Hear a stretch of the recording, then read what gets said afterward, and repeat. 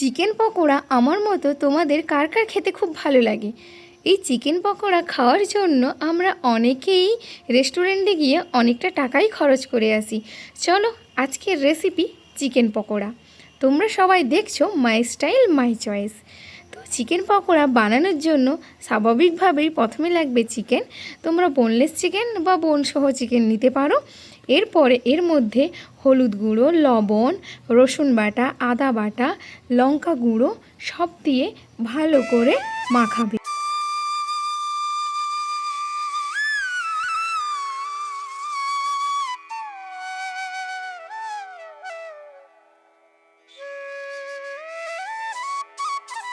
এরপরে একটু চাট মশলা এবং তোমরা যদি পারো টক দইও এর মধ্যে দিতে পারো।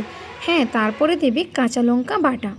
তো কাঁচা লঙ্কা বাটা ভালো করে মিশিয়ে নেওয়ার পরে এর মধ্যে লেবুর রস, 1 চামচ বেসন এবং 1 চামচ কর্নফ্লাওয়ার এবং তার সাথে ডিম ভালো করে মেখে আধ ঘন্টা রেস্টে রাখবে। তাহলে এর মধ্যে যে সমস্ত মশলাগুলি ভালো করে মাখানো হয়ে যাবে। এরপরে একটি কড়াইতে তেল নিয়ে ভালো করে তেলটি যখন গরম হয়ে আসবে একটা একটা করে চিকেনের পিসগুলো দিয়ে দেবে। একটা একটা করেই দেবে, না হলে কিন্তু এর গায়ে তার গায়ে জড়িয়ে যাবে, তখন ভাজতে খুব অসুবিধা হবে। দেখো আমার ভাজা প্রায় কমপ্লিট হয়ে আসছে। তো এইভাবে কিছুক্ষণ পরে তোমরা উল্টে পাল্টে নেড়ে আবার ছেঁকে নেবে।